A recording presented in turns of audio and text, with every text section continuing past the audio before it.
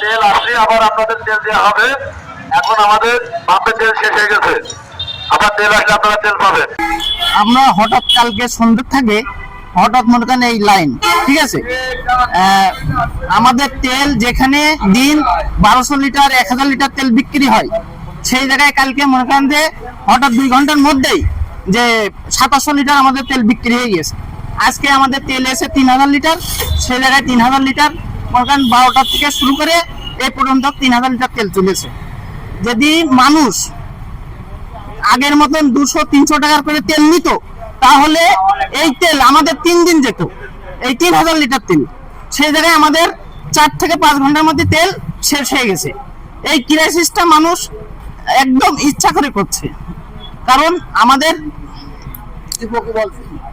ডিপোয় পর্যাপ্ত পরিমাণ তেল আছে, সরকারের হাতে 31 দিনকে তেল আছে আপনার পেট্রোল, আর অকটেন আছে 20 দিনকে। কিভাবে বললে? আমরা যে খবর দেখেছি সেখান থেকে বলছি।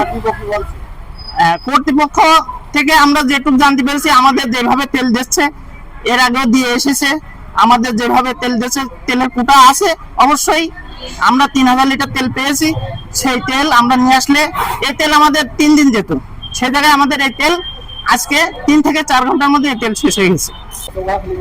রোগাসা ফিলিং স্টেশনে আসছিলাম কেবলমাত্র, এর আগে একবার আসছিলাম, অনেক ভিড় ছিল, তেল পাইনি। পরে আবার মাগরিবের আজান দেওয়ার পরপরই আসলাম, কিন্তু এখনো তেল পাচ্ছি না। বিষয়টা খতিয়ে দেখার জন্য কর্তৃপক্ষকে বিশেষভাবে অনুরোধ করছি। তেল নিতে আসলাম, এখন আসি দেখি পাম্পে তেল নাই। কি শুরু হইলো এটা?